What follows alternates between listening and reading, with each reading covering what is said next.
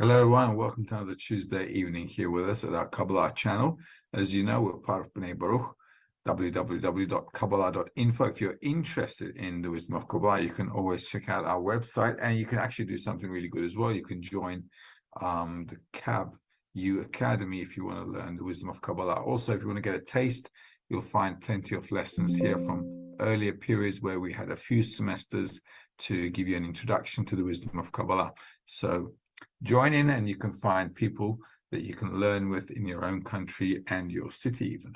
So let's continue, though, with what we've got, and that is on the verge of Lishma, and I do believe that is the topic we're on today, and we're going to carry on with item number 4. That's where we left off last time. So let's read. Any questions, any dramas, any problems, send them through, and we'll try to fix them as best we can. One must receive the power to work Lishma from the upper one, since the lower one is powerless to begin the work, but only in the form of Lolishma, not for her sake, called the will to receive, for only the Lolishma gives the first moving force of the lower one. But when a person does not find sufficient flavor in corporeal pleasures, he begins to search for spiritual pleasures. It follows that the root of the work of the lower one is the will to receive, and the prayer called man rises up, and then the upper one corrects this man and places on it the power of the masah, which is a desire to delay the abundance before the lower one knows about himself that his aim is to bestow. That is, the upper one bestows upon the lower one good taste and pleasure in the desire to bestow. Right, as usual, let's do round 2 and go sentence by sentence, right? One must receive the power to work Lishma from the upper one. So we've got to receive. We don't have this power to bestow, right? Lishma means in order to bestow with no self-benefit whatsoever. So we don't have such a skill, or we don't have such powers, let's say, right? We don't have such special powers. So our nature is a desire to receive for ourselves. So the change in our nature from ourselves to pure bestowal, that comes from the upper one, right? From the creator. Upper means actually my upper degree, because I can't jump from age 1 to age 10, right? So I have to go from 1 to 2 to 3 to 4 and so forth. So every spiritual degree is also 1 by 1. So in order for me to get some kind of an attribute related to what I can chew, can only be from the one upper degree. Since the lower one is powerless to begin the work, the lower one is us, right? Whoever is in the lower degree, but only in the form of Lolishma, which is not for her sake. So Lolishma means still I'm working egotistically, called the will to receive. So I'm still in my will to receive when I start studying, okay? It's called Lolishma. For only the Lolishma gives the first moving force of the lower one. For when a person does not find sufficient flavor in corporeal pleasures, he begins to search for spiritual pleasures. Okay? So this is how we come to spirituality, don't we? We start asking about the meaning of life. Why? Because all of a sudden, life starts to be like, I don't know, empty or tasteless. So we're looking, because we're a desire to receive pleasure, we're looking for a new taste. And if we can't get pleasure from corporeal things, or if we feel like there's no real pleasure in corporeal stuff, so what do we start to do? We start sniffing around other stuff, okay? And that's how we get to spiritual stuff, like teachings, or I don't know, philosophies, or the wisdom of Kabbalah. It follows that the root of the work of the lower one is the will to receive. So this is never going to change, right? We are always going to be a will to receive. That's our nature. The point is, how am I going to use it? Am I going to use it for my egotistic self-benefit, or am I going to use my desires in order to bestow? So how am I going to use it is the question. And the prayer called Man rises up. Now, Man means prayer in the wisdom of Kabbalah. It means actually, it's an abbreviation for May Nukwin, right? It means female waters, right? Because the female is a desire to receive, and Nukva, female waters, means May Nukwin. May is water, Nukva is the female. So water is a desire to bestow, and Nukva is a desire to receive. So it's a blend of that. So a desire to bestow is called a Man. That's a real prayer. Rises up to the creator, or to the upper degree, and then the upper one corrects this Man. So our initial desire, or our initial prayer, is not really a correct one, because we don't really know what bestowal is. Okay, so our pleas become corrected and places on it the power of the Masach. Now, this process of raising Man, or praying for the right thing, which is to change our nature into bestowal, okay, brings to us the power of the Masach. Masach means a screen. It is the power that I have to not be guided by my desire to receive, right? Let's say during our life, right, what do? We're always chasing our desires, okay? So a Masach is a power I receive corresponding to the correct prayer, which allows me to be above the desire rather than the desire controlling me. I can now control the desire. That's called a Masach, that inner strength to ensure that I do not yield to my desire to receive for myself, which is a desire to delay the abundance before the lower one knows about himself that his aim is to bestow. So this allows me to put the brakes on my desire to receive, because we don't really know what the abundance the Creator wants to give is. Right? We have no idea what bestowal is.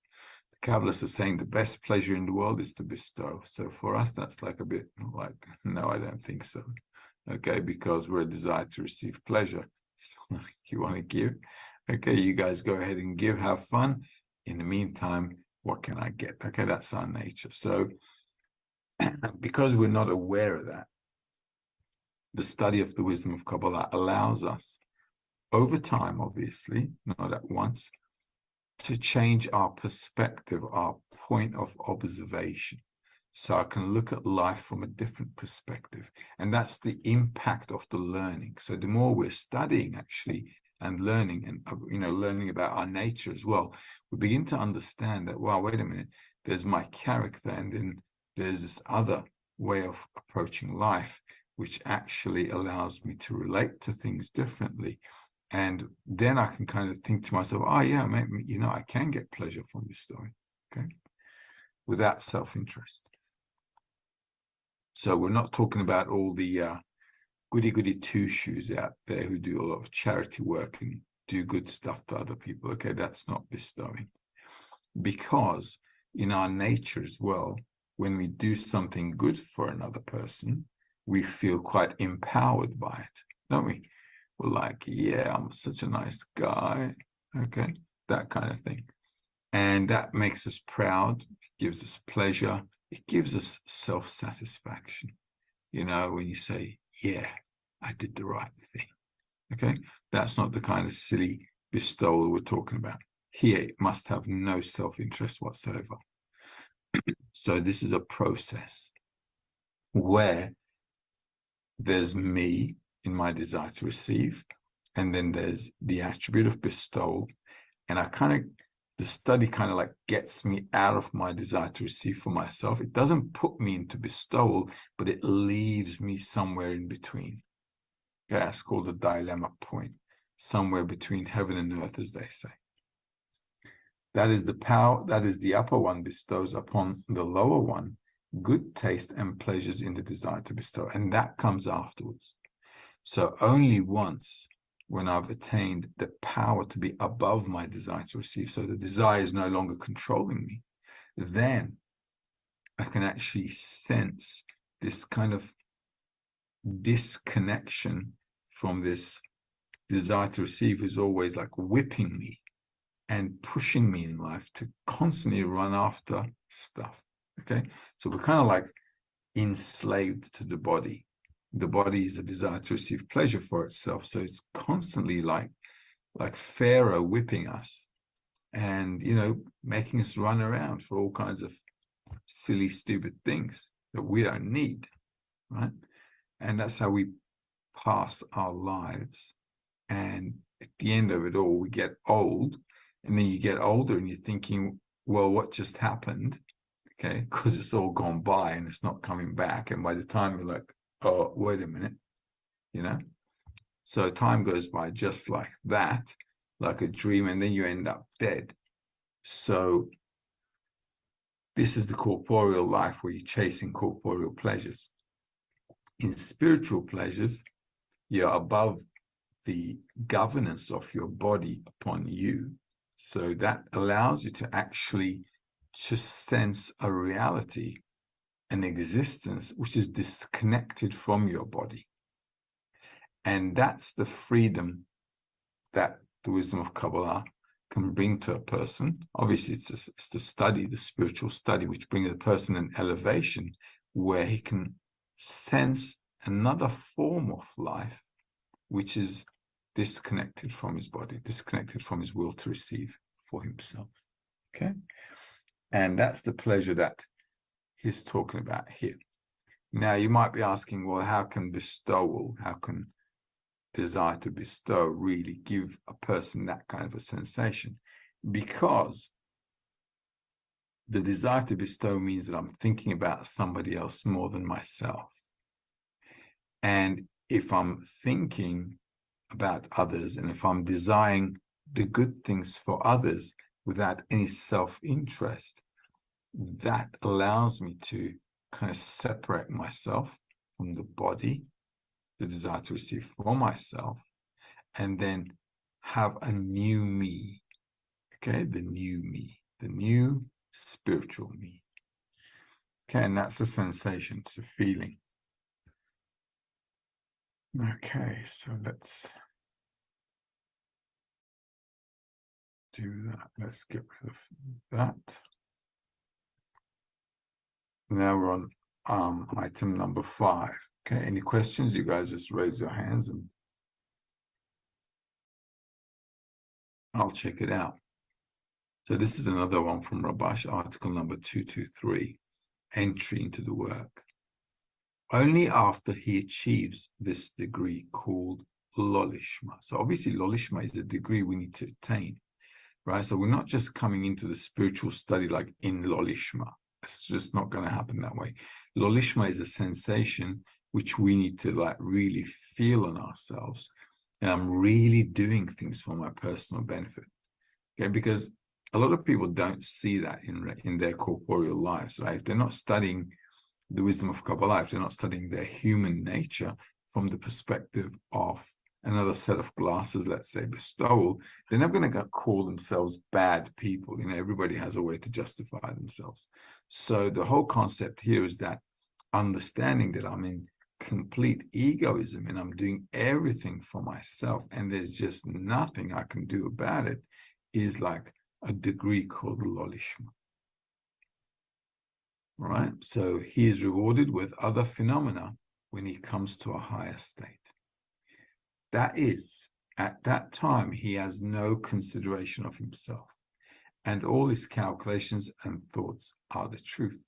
So once we get to this degree called Lishma, in every degree, I must attain the Lishma of that Lishma, right? So every degree has kind of like 2 parts.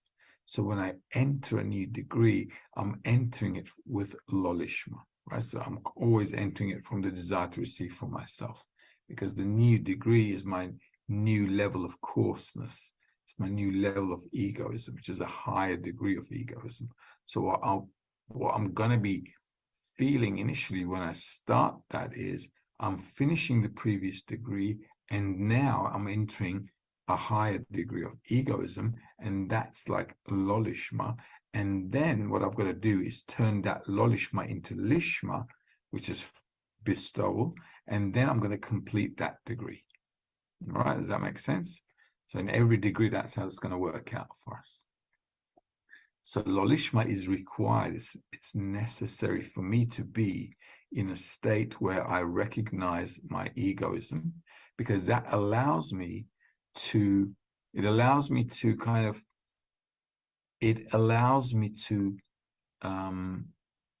ask for the right thing, like in the previous excerpt we read about man, right? Raising man, the prayer. By seeing Lishma, I'm able to depict to myself the Lishma of that state. Okay, and that depiction then turns into a desire to get to that Lishma, and that desire within us to change from an egoistic state into a bestowal, into the attribute of bestowal on that level, then becomes the prayer, because then you're in between 2 levels, right? You're in a level at 2 extremes. So you entered in Lishma in an egoistic state. Then from the egoistic state, you envision the bestowal of that state, and the gap between the 2 as they grow to an extreme becomes your prayer. So from this oppositeness you build the correct form of bestowal, and that's at the end of the day going to happen as a result of the prayer. But a prayer won't happen until you kind of get into that, you know, in between those 2 states, if you know what I mean. Okay, otherwise I won't know what to ask for. So I've got to see the bad in order to depict the good compared to what I see as bad. Okay, then my desire to leave the bad and go to the good becomes man, and that prayer gets answered, right? Then you attain the Lishma of that degree. Okay, that's why it's given by the upper one, because I'm inspiring to be in the state of the upper one.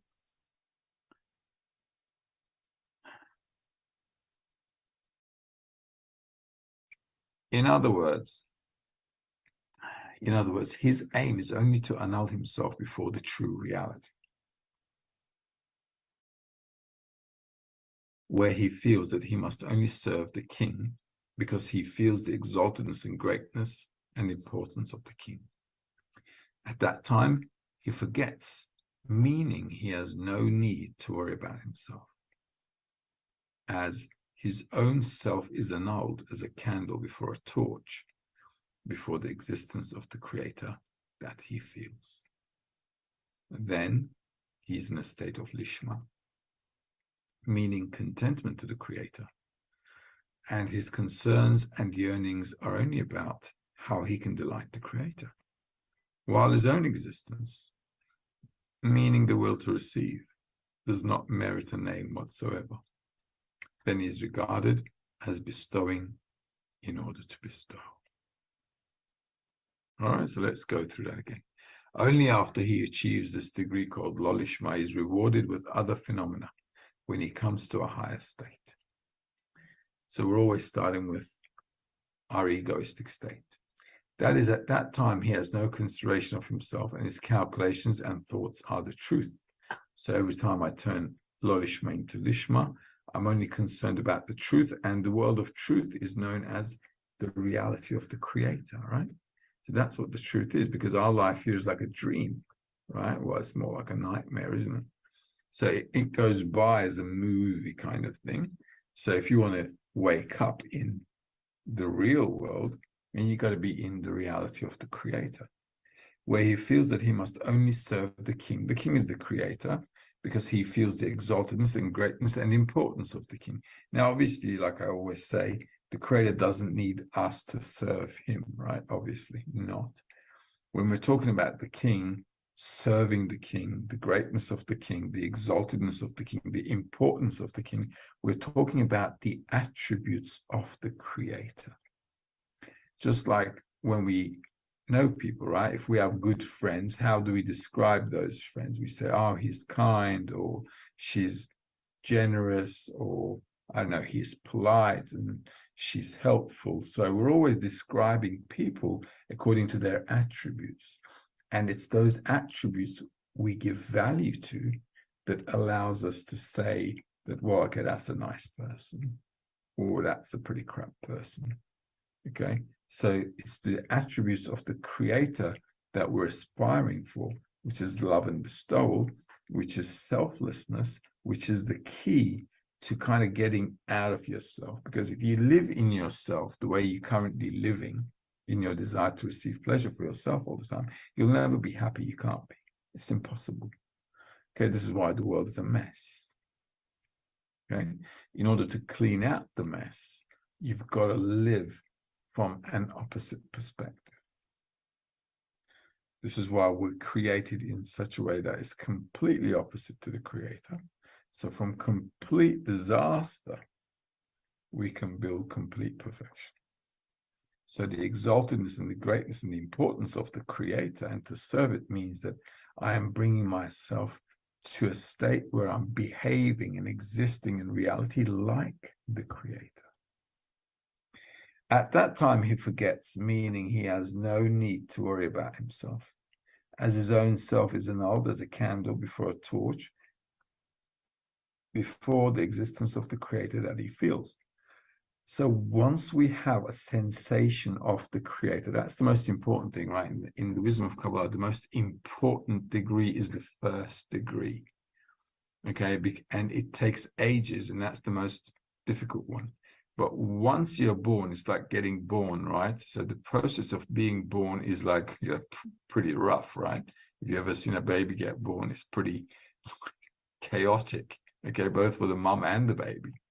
So it's hard, it's chaotic, it's painful, it's uncertain, okay? Everything is like, whoa, anything can happen now, okay? And then all of a sudden you're born into this new world. So same kind of thing in spirituality.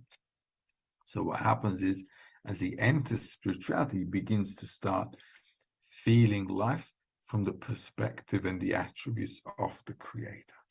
When his egoism is completely annulled, so he's feeling complete freedom. Okay?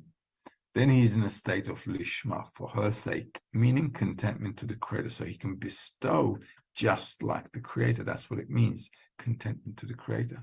And his concerns and yearnings are only about how he can delight the Creator. So there's only one thing now on his mind. Instead of receiving, he's just thinking about bestowal in that new degree that he's born in. While his own existence, meaning the will to receive, does not merit a name whatsoever. So the will to receive is completely out of the picture. When I say out of the picture, obviously, we're not destroying it or anything, but it's just not active. It just cannot act in that state. Then he's regarded as bestowing in order to bestow. So I'm completely then above the desire to receive, not receiving anything in order to bestow, but above the desire to receive. So I'm in a state of this feeling of freedom. Right, any questions? Nothing yet, we're all good. Just one question. Asti is asking, how do we differentiate the desire which satisfies the ego and the desire for bestowal? Well, that's easy. If you're satisfying yourself, okay, that's going to be desire for yourself, for the ego. If you satisfy your friend, then that's going to be bestowal. When you satisfy your friend, you've got to do a bit of inner analysis. I'm satisfying my friend right now. What am I getting the satisfaction from? Okay, so that's the question you need to ask yourself. Am I getting satisfaction because I did something good and I feel good about myself? Or am I completely disconnected from the act and I'm just focused on how my friend is feeling? Just focused on how she feels good. And that's it, okay? That should not give you any taste at all. Okay, because in my desire to receive, I shouldn't feel any taste. Quite to the contrary, okay? But if I have a special connection with that person, then I can feel through our connection happiness. Okay, because of her happiness, you're able to feel happy because you're connected. You got this bond connection, okay? And that's the whole trick.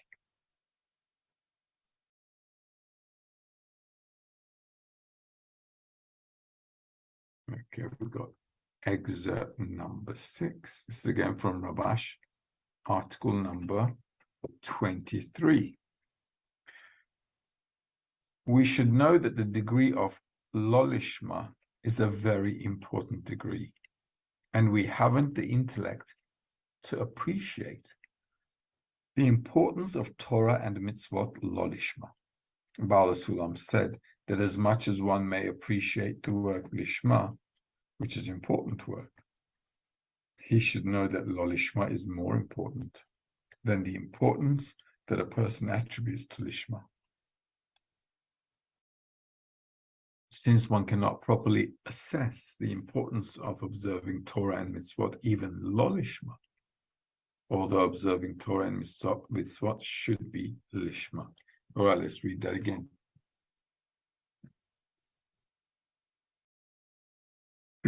We should know that the degree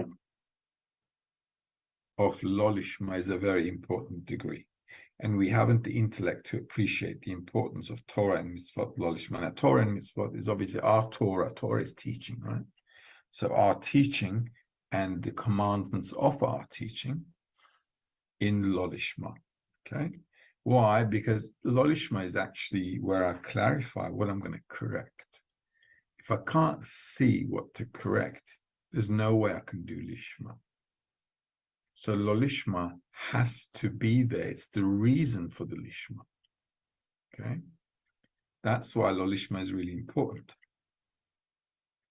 This is why if a person regularly on the street, despite the fact that our human nature is 100% egoistic, he or she cannot see bad attributes in themselves. So they say, hey, I'm a nice guy, I'm a nice person, da da da da da da. Okay. So why? They don't see the evil in them. So Lolishma is necessity for us to understand what to change. Baal Islam said that as much as one may appreciate the work Lishma, which is important work, he should know that Lolishma is more important than the importance that a person attributes to Lishma. Since one cannot properly assess the importance of observing Torah and Mitzvot, even Lolishma, although observing Torah and Mitzvah should be Lishma. Right? So Lolishma is kind of like the cause and the Lishma, the consequence. One without the other cannot happen. So I need to understand what Lishma, I need to understand that Lolishma, my evil inclination, as I discover what it is the key to building bestow. So Lolishma is like the key then. Excerpt number 7. One must know, when exerting to attain the Lishma, to take upon himself to want to work entirely to bestow, completely, meaning only to bestow and not to receive anything. Only then does one begin to see that the organs do not agree to this view. From this, one can come to clear awareness that he has no other choice but to pour out his heart to the Creator to help him, so the body will agree to enslave itself to the Creator unconditionally, as he sees that he cannot persuade his body to annul itself completely. All right, this is nice. Let's read this again. One must know, when exerting to attain the Lishma, to take upon himself to want to work entirely to bestow completely, meaning only to bestow and not to receive anything. Okay, so this must be the intention when studying the wisdom of Kabbalah, or when studying Torah, as they say, right? So when I'm studying, I have to take upon myself to want to work entirely to bestow, and that's the key here. I'm studying to want to work entirely to bestow, completely, meaning only to bestow and not to receive anything. So the study shouldn't bring me anything except the ability to bestow. Only then does one begin to see that the organs do not agree to this view. Okay, so once I start studying like that, then I'm going to have an inner conflict. So until I have an inner conflict, it's not really a study, is it? Okay, so inside me, I need to have a dilemma. So my direction needs to be only to bestow, and then I'm doing everything in order to bestow, right? Even though I'm not in spirituality, I'm just working on it, right? But with that in mind. So then my body should say, wait a minute, what you doing? Okay. Only then does one begin to see that the organs do not agree to this view. From this, one can come to clear awareness that he has no other choice but to pour out his heart to the Creator to help him, so the body will agree to enslave itself to the Creator unconditionally, as he sees that he cannot persuade his body to annul itself completely. And that's how we get to a prayer. You cannot defeat your will to receive. It's just not going to happen. The more you work, the more aggressive it's going to get. And you're going to get stuck in the middle of nowhere. So that allows you to see you can't progress in your current nature. So you have to turn to the Creator to persuade him and say, listen, you got to change my nature. Okay, and that's called a prayer. So then the Creator can help, and that's the upper level. And the Creator can give a person first the masach, the power of restraint, the power to be able to stop oneself from using his egoism. And that allows a person to be above his desire to receive.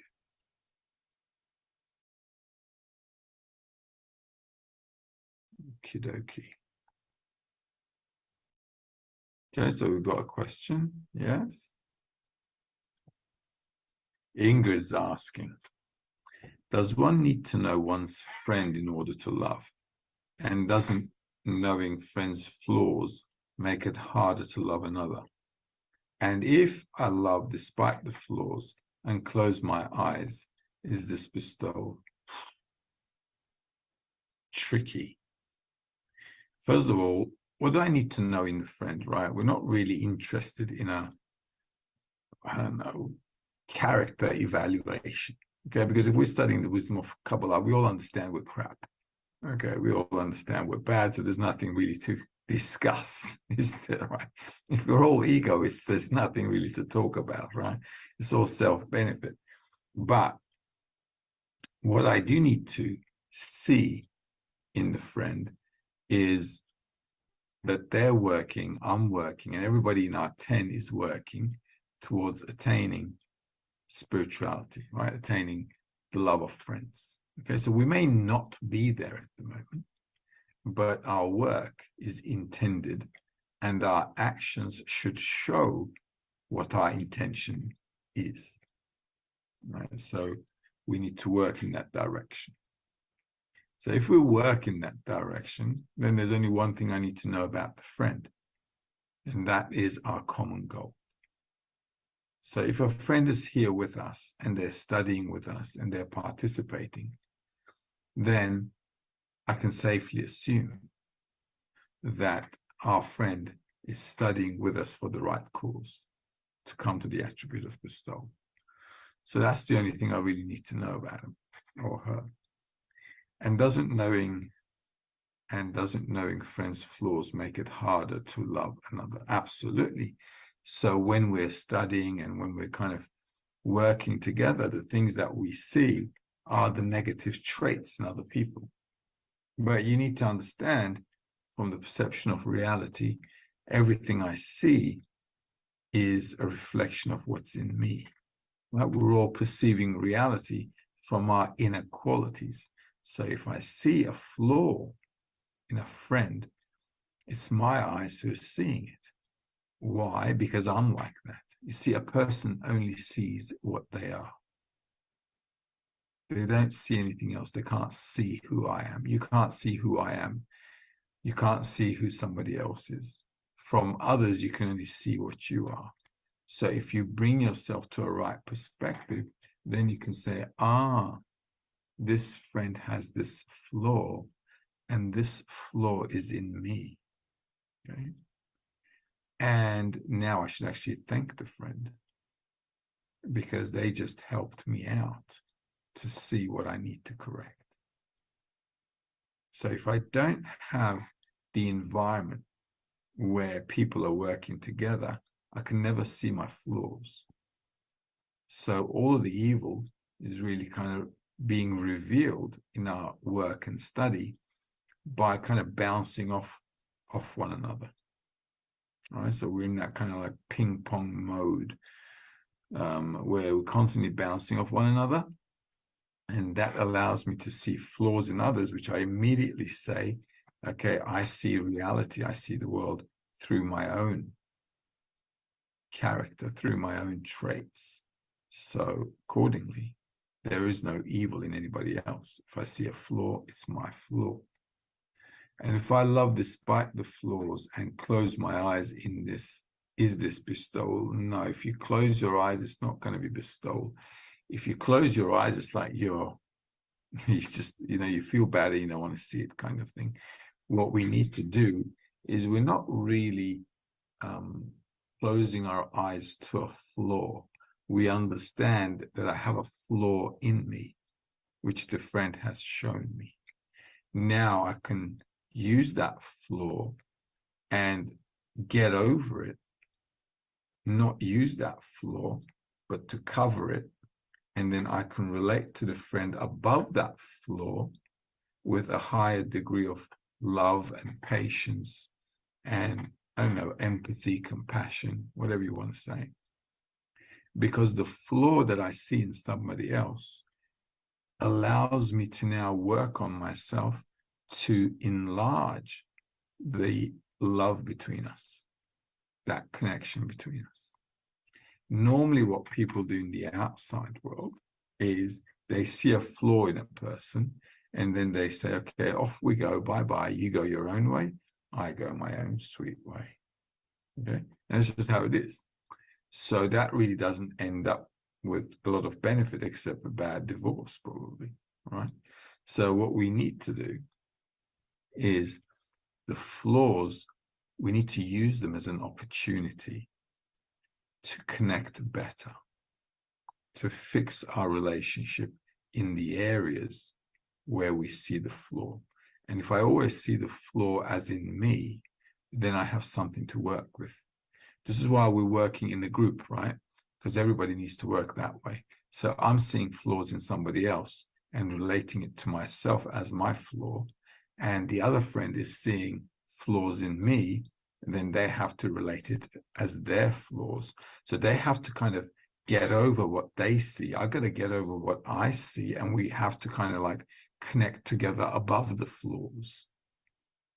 Okay, that's still not bestowal, but it's a start, because you're now kind of going above the negativity to build a positive connection. Okay. All right, let's do one more. Let's do, I'm looking for a short one because I'm feeling a little lazy tonight. Okay, all right, I'll do it. Which one was it? What are we doing? Number 9, 8? Okay, we're doing number 8. Baal Salam's one commandment. It is hopeless to wait for a time when a solution is found that enables one to begin the work of the Creator in Lishma. As in the past, so is now, and so will it be. Every servant of the Creator must begin the work in Lolishma, and from that achieve Lishma. The way to achieve this degree is not limited by time, but by his qualifiers and by the measure of one's control over one's heart.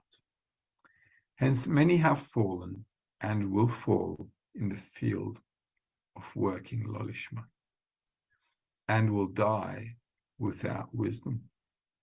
Yet their reward is nevertheless great, since one's mind cannot appreciate the true merit and value of bringing contentment to one's maker.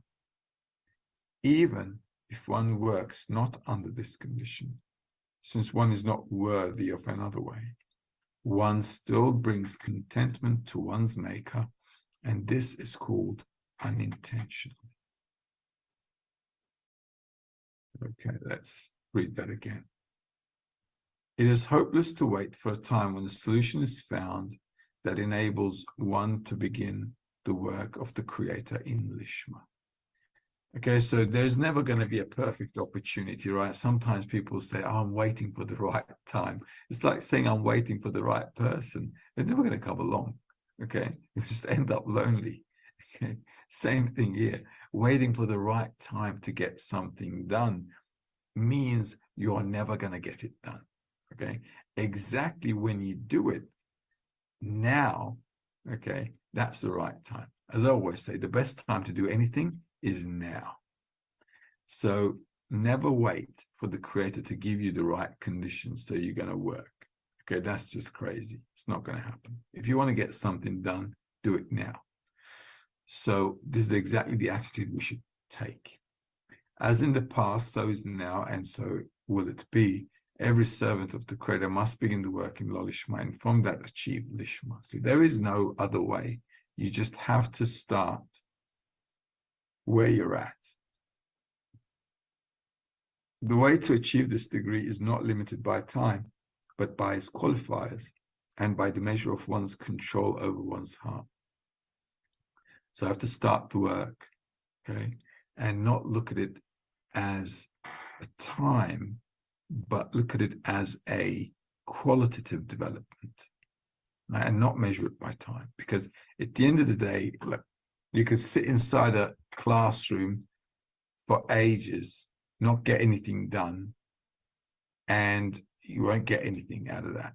But you can spend a few days, complete focus, and you could get everything done in a short amount of time. Okay, so it's about the quality of the work, not the quantity of the work. Hence, many have fallen and will fall in the field of working, Lishma. So a lot of people, this is also why a lot of people, leave the study as well. Okay, because we have this expectation that now that we're studying the wisdom of Kabbalah, we're studying spirituality, or we're doing something, right? And we expect some good results. And obviously they're not getting it. Okay, so people say, hey, wait a minute, I'm trying to get something good done here, and we're just, finding ourselves more in a deeper, denser swamp. So what can you do? So a lot of people also fall off the bandwagon and will die without wisdom. There you go. Okay. Yet their reward is nevertheless great, since one's mind cannot appreciate the true merit and value of bringing contentment to one's maker. So even a small effort is still greatly appreciated by the Creator. Even if one works not under this condition, since one is not worthy of another way, one still brings contentment to one's maker. And this is called unintentionally. All right, so even if we're working still in the Lishma in our desire to receive, but we're still doing something, okay, despite the fact that it's unintentional, it's not intended to get to Lishma. This is still, in the Creator's eyes, very important and great. It's like with our children, right? They do a bunch of stuff and it's all unintentional, but we get great pleasure from seeing them running around and wrecking the house, okay? Because it's a sign that they've got a desire, okay? So they're running around doing a bunch of stuff, but it's good. If they were just sitting down not doing anything, then we would worry, because a child needs to be all over the place, okay? So that's the same kind of thing here. It still brings a lot of contentment, even though it's unintentional. So our work also needs to be in that way. We need to start every day anew and not really say, oh, I'm not feeling good today, or it's not a good time for me, or blah, blah, blah. Otherwise, you won't go to work. You won't get anything done in life if you keep making excuses. You just procrastinate everything. And that's it. So every day, open a new page, start studying, and move forward. And by the end of the day, you should also discover the things that you need to change in you with that work. So every day you should be renewing yourself. This is why we say every day you got to open a new page, and start from scratch. It's not really from scratch, but it's like starting with the new you, let's say, every day. Okay, and that's a fresh page.